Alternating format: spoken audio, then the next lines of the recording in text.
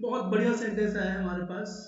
और सेंटेंस है हमारे पास, he said to the interviewer, could you please repeat the question। कभी कभी क्या होता है, सेंटेंस देखने में तो इंटरोगेटिव होता है, क्वेश्चन वाला होता है, लेकिन उसका जो सेंस होता है, जो कॉनोटेशन होता है, वो इम्पेरेटिव होता है। और इम्पेरेटिव सेंटेंस हमारा मेन वर्ब की फर्स्ट फॉर्म से शुरू होता है, जिसमें सब्जेक्ट हमेशा यू होता है। यहां पे ध्यान रखेंगे, कुड यू प्लीज, कुड और वुड से शुरू होने वाले सेंटेंस जिनमें प्लीज आ जाए, ध्यान रखना, जिनमें प्लीज आ जाए, वे सेंटेंस हमारे इंटरोगेटिव नहीं होते हैं, बल्कि इंपेरेटिव होते हैं। और इनको जब हम नरेशन में इसको डायरेक्ट से इनडायरेक्ट बनाते हैं, तो हमें ध्यान रखना चाहिए कि इनको इंपेरेटिव सेंटेंस के हिसाब से ही बनाएं हम। यानी हम उस सेंटेंस का जो स्ट्रक्चर है, क्वेश्चन वाला स्ट्रक्चर, उस क्वेश्चन वाले स्ट्रक्चर को हम उसको बदल करके इंपेरेटिव सेंटेंस वाले स्ट्रक्चर में चेंज करते हैं। यानी सेंटेंस को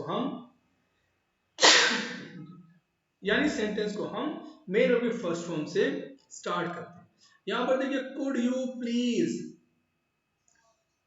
रिपीट, यहां पर हम इस चीज को हम हटा देंगे और सेंटेंस को समझेंगे रिपीट द क्वेश्चन। इसमें प्लीज भी आ रहा है, तो जाहिर सी बात है रिक्वेस्ट है, तो हमें ध्यान रखेंगे इस सेंटेंस को हम सिर्फ इतना समझेंगे कि he said to the interviewer please repeat the question. यानी हमारे सामने जो सेंटेंस होगा, वो होगा कि he said to the interviewer please repeat the question. इस तरह से हम सेंटेंस को समझेंगे। और जब ये सेंटेंस इंपेरेटिव है, तो जाहिर सी बात है प्लीज होने की वजह से इस सेंटेंस के सेड या सेड टू को रिक्वेस्टेड में बदलते हैं। अगर यहाँ पर केवल से होता, he says to the interviewer, वो इंटरव्यूअर से कहता है, तो तब रिपोर्टिंग वर्ब हमारी प्रेजेंट इंडेफिनिट टेंस में होती। उस सेंस में हमारी जब reporting verb present indefinite tense में होती है, तो उस सेंस में हम लोग क्या करते हैं, रिक्वेस्टेड ना लगा करके रिक्वेस्ट में भी ऐसे एस लगाते हैं। ये रिक्वेस्टेड में लगा के ईडी में लगा के एस लगाते हैं। उस वक्त हम टेंस परिवर्तन आगे नहीं करते। ध्यान रखिएगा, रिपोर्टिंग वर्ब का भी ध्यान जरूर रखना है। कभी जल्दबाजी में हम ये सोच लें कि सेट टू को बस खाली रिक्वेस्टेड में बदलना है और बाकी ध्यान हम चूक जाए। अब देखिए सेंटेंस हमारे पास ये आ गया है। कुड यू प्लीज की जगह हम समझेंगे प्लीज रिपीट द क्वेश्चन, तो उसमें हम क्या करेंगे, सेट टू को हम रिक्वेस्टेड में बदलेंगे। और जो जितने भी इंपेरेटिव सेंटेंसेस हैं हमारे, उनमें कंजंक्शन यहाँ पर टू लगाते हैं, टू रिपीट द क्वेश्चन। बस सिर्फ इतना करना है, he requested the interviewer to repeat the question. देखिए कंजंक्शन टू आया है सिर्फ इसमें, रिक्वेस्टेड भी आ रहा है, इंटरव्यूअर आ रहा है। आगे देखिए अगर प्लीज का जो मतलब है ये नहीं आएगा इसमें, क्योंकि प्लीज हटा करके हमने वैसे ही रिक्वेस्ट कर दिया। तो he requested to the interviewer to please repeat the question, बस ये प्लीज की गलती है, इसलिए ये भी सेंटेंस हमारा गलत है। अब देखिए इसको, सेंटेंस नंबर ए को उन्होंने इफ से बनाया है, तो इफ ये गलत हो गया, क्योंकि ये क्वेश्चन नहीं है बल्कि ये इंपेरेटिव रिक्वेस्ट है। और रिक्वेस्ट देखिए आगे देखेंगे, he requested the interviewer to repeat. देखिए ये सेंटेंस देखिए, टू रिपीट द क्वेश्चन। इस सेंटेंस के अंदर टू भी आ रहा है, वर्ब फर्स्ट फॉर्म आ रहा है, रिक्वेस्टेड आ रहा है। संभवतः यही सेंटेंस हमारा सही है। डी और देख लेते हैं, ही रिक्वेस्टेड इंटरव्यूअर इफ, यहाँ देखिए इफ आ रहा है, ये वैसे कट जाता है। तो इसका जो सही सेंटेंस का जो सही इस सेंटेंस सही जो होगा वो होगा डी, वो C, he requested the interviewer to repeat the question. उम्मीद करता हूं आपकी समझ में ये आ गया होगा। इस तरह के सेंटेंस अगर थोड़े से आएंगे आपको, और you must be very meticulous while solving this type of questions, you know। तो अब सेंटेंस हमारा आता है 24। He said be quiet and listen to my words. Be quiet, शांत रहो, and listen to my words, और सुनो मेरे शब्दों को। Still the sentence is imperative. अभी भी सेंटेंस हमारा इम्पेरेटिव है, और ये दो सेंटेंस है, दोनों जुड़ रहे हैं हमारे एंड से। कोई दिक्कत नहीं है। जो भी भाव होता है रिपोर्टेड स्पीच के सेंटेंस का, उसी भाव के अनुसार, उसी सेंस के अनुसार हम उस सेंटेंस को जो बदलते हैं, रिपोर्टिंग वर्ब को उसी के अनुसार बदलते हैं। अब देखिए रिपोर्टिंग वर्ब हमारा सेड आया है, और वो ही उसने कहा बी क्वाइट, शांत रहो, and listen to my words. तो ये जो बात है, ये एडवाइस भी हो सकती है, रिक्वेस्ट भी हो सकती है। और देखिए ऑप्शन ही बता देंगे, चार ऑप्शन है, दो में अर्ज आया है, अर्ज का मतलब होता है आग्रह करना, और नीचे दो में सैड आ रहा है, सिर्फ कहना। तो ये दोनों वैसे निकाल देंगे सैड वाले, इन दोनों में से तो है ही नहीं। अब देखिए आगे देखिए, सेंटेंस हमारा इंपरेटिव है। इंपरेटिव होने के नाते सेंटेंस के अंदर हम कंजंक्शन टू का इस्तेमाल करेंगे। तो कंजंक्शन टू जब हमारा है, तो देखिए इसमें दैम अपने आप इस्तेमाल होने, क्या ये हो जाता है, don't worry.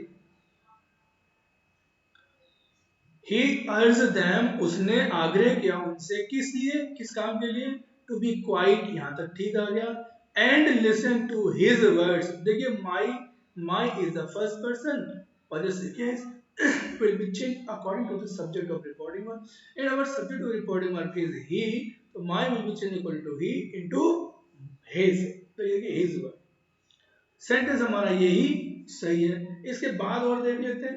He asked them and said, देखिए उन्होंने आग्रह किया उनसे और कहा, सेड लगाने की जरूरत नहीं है। आगे देखिए said be quiet, conjunction sentence तो ये है ना, अब इसको तो जोड़ना है, कंजंक्शन से जोड़ना है, कंजंक्शन इसमें है नहीं, तो ये वैसे ही कट जाए। इस तरह से हमारा ऑप्शन नंबर ए ठीक हो जाता है।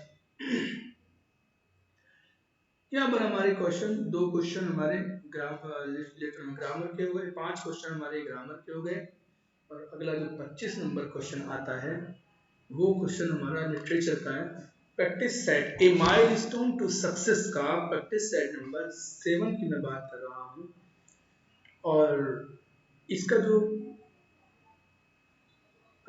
सेट नंबर 25 है, ये 25 हमारा लिटरेचर से है। Quotation है, as flies to wanton boys are we to birds, they kill us for their sport। जैसे मक्खियां, फ्लाइज का मतलब है मक्खियां, जैसे मक्खियां होती हैं वांटन बॉयज के लिए, आवारा बच्चों के लिए, लड़कों के लिए, ये जो छोटे छोटे बच्चे बिना किसी उद्देश्य के घूमते रहते हैं, इनका कोई फिक्र नहीं रहती है इस दुनिया की, वो अपने छोटे छोटे गेम्स में मस्त रहते हैं। कोई बच्चा ततैया, जो वास्प होता है, ततैया की पूंछ में धागा बांध करके उसका डंक निकाल करके उड़ाता रहता है। वो नहीं जानता कि उसकी पूंछ में अगर हम धागा बांधेंगे तो उसकी उसकी टांग टूट सकती है, अगर टांग में धागा बांधेंगे, सॉरी। बच्चे क्या करते हैं, चूहा या चुईया को पकड़ करके उसकी टांग में धागा बांध देते हैं, और उसको नाले में घुमाते हैं। वो जब मर जाती है, मरणासन हो जाती है, तो उसको गोबर पर लिटा देते हैं, उससे सांस आ जाता है। हमें ऐसा लगता है कि जैसे वो गोबर सूंघ करके उसको सांस आ गया, जैसे उसको होश आता है थोड़ा बहुत, तो फिर पानी में डाल देते हैं और मजे लेते हैं। तो जैसे मक्खियां उन आवारा बच्चों के लिए होती हैं, ऐसे ही हम हैं गॉड्स के लिए, ऐसे ही हम हैं देवताओं के लिए। They kill us for their sport, वे मार देते हैं हमको अपने आनंद के लिए।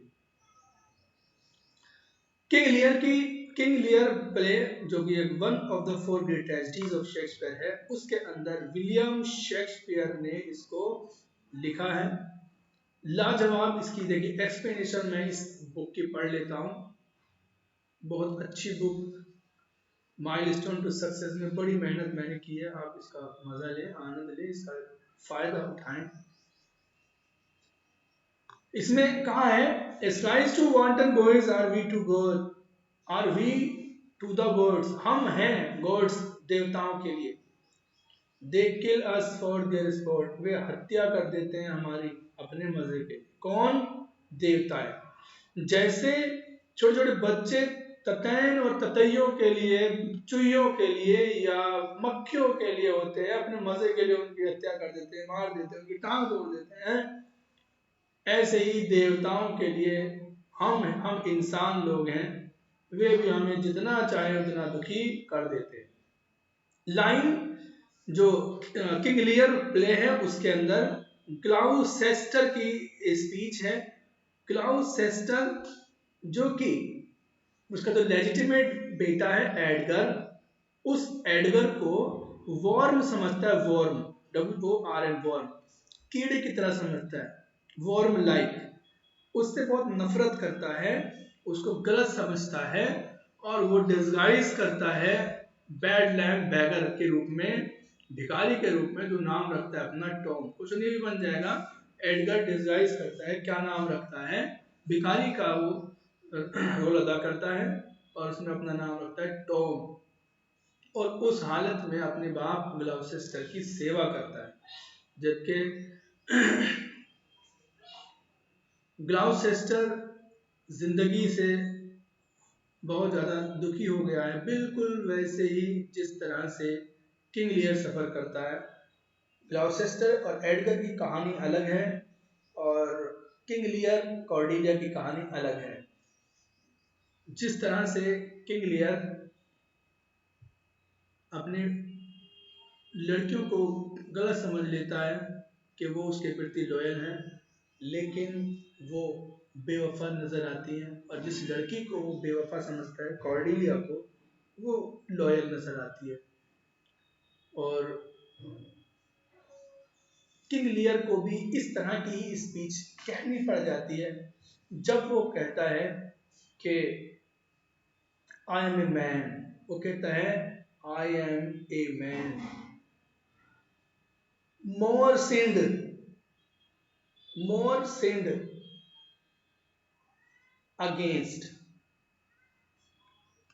आई एम ए मैन, मैं एक ऐसा आदमी हूं, मोर सिंड अगेंस्ट, जिसके खिलाफ ज्यादा पाप हुआ है, जिसके खिलाफ ज्यादा अत्याचार, ज्यादा परेशान जिसको किया गया है, जिसको ज्यादा, जिसके ऊपर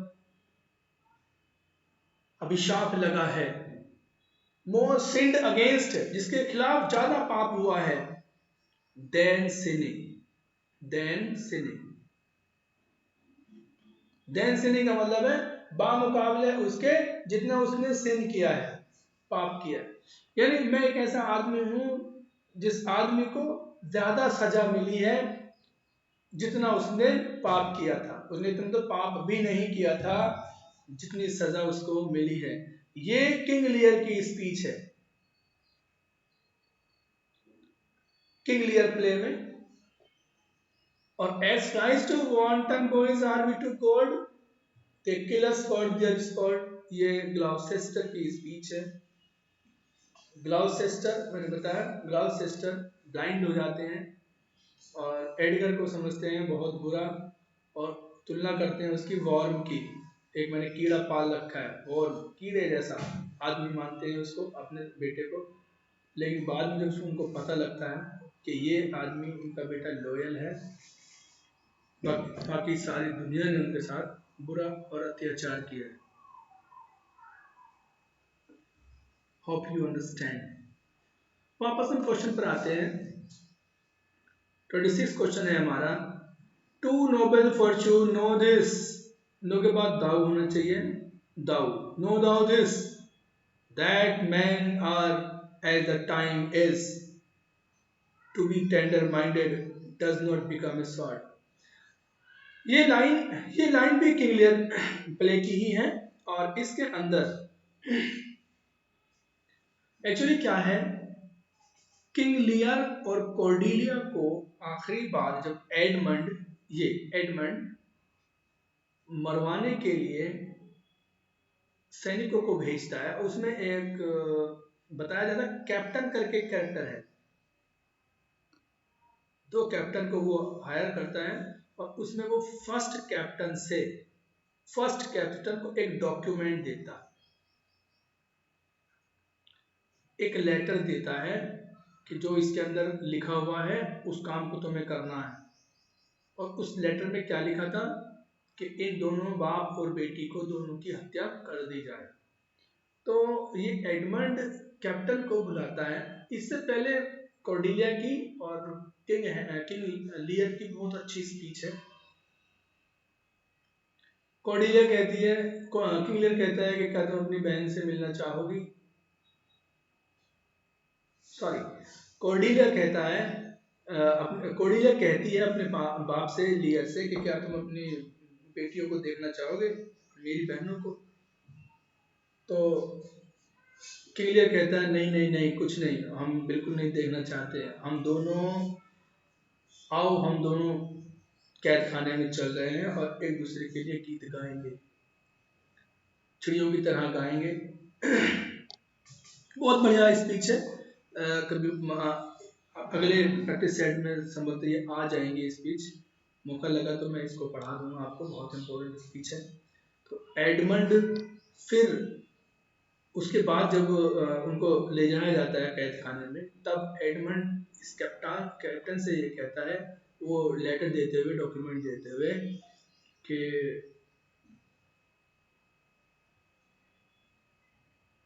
जो डॉक्यूमेंट में मैं बोल रहा हूँ तुमको, जो लिखा गया है, अगर तुम उस काम को कर देते हो तो समझ लो तुम्हारा नोबल फॉर्च्यून है, यानी तुम्हारा भाग्य अच्छा हो जाएगा, यानी तुमको खूब इनाम रूप का पैसा दिया जाएगा। तो एक बात ध्यान रखना कि men are at the time is, ये जो मैन है, जो लोग हैं, कौन लोग, कॉर्डिलिया और लियर एंड कॉर्डिलिया, ये दोनों जो लोग हैं, इनकी हालात ऐसी ही हैं जैसा कि समय है, समय भी खराब है इनके लिए, ये खुद भी, इनके हालात भी खराब हैं। इन्होंने ऐसे समझ लेना तुम लोग, to be tender minded does not become a sword, ये समझ लेना, टेंडर माइंडेड आदमी जो होता है ना, यानी अगर आपके दिल में थोड़ी सी भी, दिल आपका पसीज गया, तो ये समझ लेना, does not become a sword, tender mind होना तलवार नहीं बनाता है आदमी को।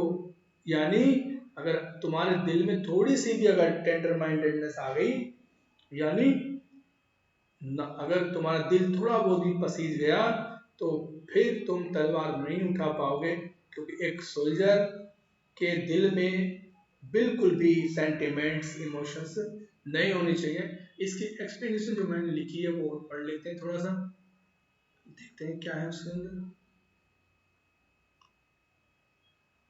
ये इसमें पूरी की पूरी स्पीच है, पूरी पढ़ा देते हैं, तो देखिए समझ आएगा ये आपको।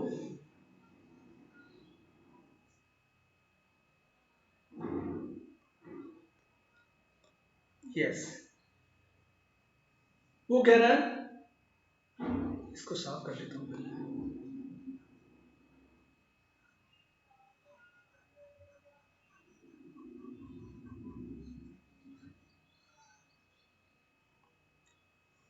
वो कह रहा है, मतलब एडमंड कह रहा है उस कैप्टन से कि if thou dost as this instruct thee, if thou dost का होता है if you do as this क्या, this letter, this document जो मैंने बताया अभी, instructs thee, अगर तुम कर देते हो बिल्कुल वैसे ही जैसा कि इस लेटर में इंस्ट्रक्शन दी गई है तुम्हें, तो thou dost make thy way, तो समझ लो तुम अपना सही रास्ते पे तुम सही काम कर रहे हो। अगर तुमने वो काम कर दिया जैसी इंस्ट्रक्शन इस डॉक्यूमेंट में, इस लेटर में दी गई है, तो समझ लो तुम सही रास्ते पे जा रहे हो, तुम सही काम कर रहे हो। किस लिए, टू नोबल फॉर्च्यून्स, अच्छे भाग्य के लिए। अगर आप ये काम कर भी देते हैं तो आप सही रास्ते पे जा रहे हैं, समझ लेना। टू नोबल फॉर्च्यून्स, अपना भाग्य अच्छा बनाने के लिए, नो दाउ दिस, जान लो तुम ये बात, तुम ये बात जान लो। अगर तुम ये काम कर देते हो तो समझ लो तुम अपना भाग्य बनाने के लिए सही रास्ते पे चल रहे हो। यानी अगर तुम इन दोनों लोगों की हत्या कर देते हो तो तुम समझ लो अपना भाग्य बनाने के लिए सही राह पर चल रहे हो। दैट मैन आर, देखिए दैट मैन वे लोग, ये मैन आए हैं कॉर्डिलिया और किंग लियर के लिए, ध्यान रखेंगे कॉर्डिलिया और किंग लियर के लिए आए। That man are as the time is, वे लोग हैं ऐसे ही जैसा कि समय है। समय भी खराब उनका और उनके हालात भी खराब। अगर उनके हालातों पर तुम्हें तरस आ गया और तुम्हारे दिमाग में तुम्हारे दिल में थोड़ा सा भी अगर सेंटिमेंट्स आ गई तो समझ लेना, ये बात ध्यान रखना, तुम्हारे लिए खराब होगा। To be tender minded, tender minded होना, काइंड हार्टेड होना। टेंडर माइंडेड का मतलब हो गया नाजुक मन वाला, कमजोर दिल वाला, यानी जिसके दिल में काइंडनेस हो, जिसके दिल में दया हो। तो दयावान व्यक्ति अगर अब अपना दिमाग दया से भरा हुआ रखता है, does not become a sword, वो तलवार कभी नहीं बनता है। यानी एक दयावान व्यक्ति कभी भी ए स्वॉर्ड, सोल्जर नहीं होता है। सोल्जर, ए स्वॉर्ड आया है सोल्जर के लिए, स्वॉर्ड का इस्तेमाल सोल्जर के लिए आया है। अब अगर इसकी जगह आप सोल्जर रख दें तो इसको, इस सेंटेंस को की जगह आप समझ सकते हैं कैसे। टू बी टेंडर माइंडेड, नाजुक दिल होना, does not become a soldier, नहीं बनाता है उस आदमी को सोल्जर। यानी एक सैनिक का दिल बिल्कुल सख्त होना चाहिए, हार्ड होना चाहिए, उसके अंदर सेंटिमेंट्स नहीं होने चाहिए। जैसा कि इस डॉक्यूमेंट में लिखा है, अगर तुम ऐसे कर देते हो तो समझ लो तुम एक सोल्जर भी हो और तुम अच्छा फॉर्चून भी तुम्हारा होगा, यानी भाग्य भी तुम्हारा अच्छा होगा, यानी तुमको रुपया पैसा खूब धन दौलत दी जाएगी। दाई एम्प्लॉयमेंट, ध्यान रखना, thy employment will bear no question, तुम्हारा एम्प्लॉयमेंट, तुम्हें जो ये काम दिया गया है, ये जो तुम्हारा रोजगार दिया गया तुमको, रोजगार मतलब यहाँ पे काम, जो बिजनेस दिया गया तुमको, ये काम तुम्हारा विल नॉट बियर क्वेश्चन, इसके अंदर कोई सवाल जवाब ना होने चाहिए। यानी ये काम तुम इतना सफाई के साथ करोगे, इतना एक्यूरेसी के साथ करोगे, करेक्टनेस के साथ करोगे कि कोई भी सवाल जवाब इसके बारे में नहीं होना चाहिए कि जी वो बच गया और मेरा हाथ ऐसे लग गया, उसका वैसे लग गया और वो बच के निकल गया। जैसे बैंकों के, मैं एक वैसी रेफरेंस दे रहा हूँ, जैसे बैंकों के बच्चों को मारने की कोशिश वो करता है मैकबेथ के जो असैसिन्स थे, लेकिन वो बच जाते हैं। तो फिर सवाल हो गए क्यों बच गया, कैसे बच गया। तो यहाँ पे एडमंड कह रहा है कि जो एम्प्लॉयमेंट मैं आपको दे रहा हूं, ये तो रोजगार तुम्हें दे रहा है, thy great employment will not be a question, इस काम में कोई सवाल, कोई क्वेश्चन वगैरह बाद में नहीं उठना चाहिए कि साहब ऐसे हो गया वैसे हो गया, ये हो नहीं पाया। इसके बाद वो एक और सेंटेंस, एक और बात कहता है, अगर तुम ये ना कर सको तो अपना रोजगार का दूसरी जगह देख लेना, इन नौकरी की दूसरी जगह देख लेना, यानी तुम फायर कर दिए जाओगे, यहाँ से तुम नौकरी से तुमको हटा दिया जाएगा। So these words are spoken by Edmund to a captain in the play King Lear, and he gives an order to kill in order to kill of Cordelia and King Lear. In order to kill Cordelia, but of के लगाने की आवश्यकता यहाँ पर नहीं है। In order to kill Cordelia and King Lear, Cordelia King Lear को जब वो मारने का आदेश देता है एडमंड, तो एक कप्तान से, कैप्टन से वो ये बात कहता है। मुझे लगता है आपकी ये बात समझ में आ गई होगी और आज हम इस सेशन को यही एंड करते हैं। कल फिर से इसके आगे हम बढ़ाएंगे इस बात को। आप रिवाइज करें, मस्त रहें, तब तक खुश रहें।